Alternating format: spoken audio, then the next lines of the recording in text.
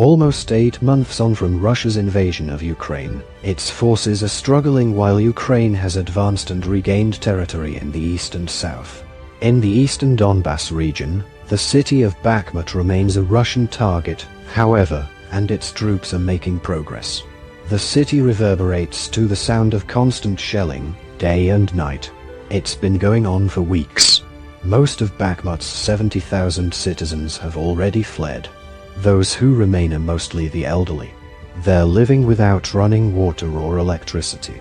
A small queue had formed for the latest evacuation, with volunteers still bravely driving a minibus in and out of the city. Alina, who's nearly 70 years old, was among those waiting to leave.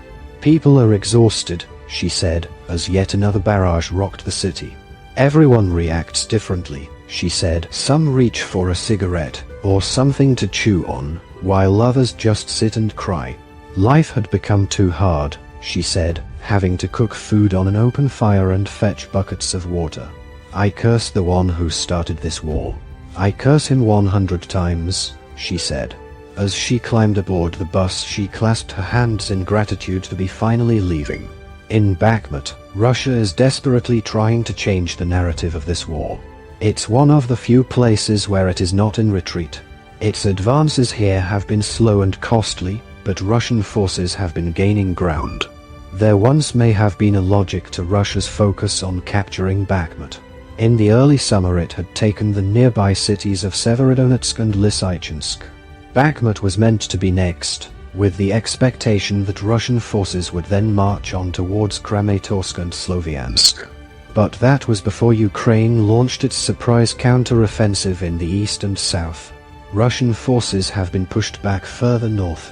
The cities of Kramatorsk and Sloviansk are no longer in range of Russian artillery, as they were in July. Russia has largely been forced to change from being an offensive to a defensive army. Colonel Serhiy Cherevati, a spokesman for Ukraine's Eastern Command, still doubts the Russians have the numbers or equipment to take Bakhmut, which he says is now the concentration of its military efforts. At the same time, he said, Russia is trying to build new defenses further north around the towns of Svatov and Kremena, where key supply lines are also now being threatened by Ukraine. Colonel Cherevati told me much now depends on how many additional forces Russia can mobilize and the quality of those reserves. So far we're seeing that they're of poor quality and they do not have enough weapons. I met the colonel in a scrapyard of destroyed Russian tanks and armored vehicles near the recently liberated city of Lyman. It's the image of the Russian army Ukraine wants to show the world. It is still restricting access for journalists who want to go to the front line.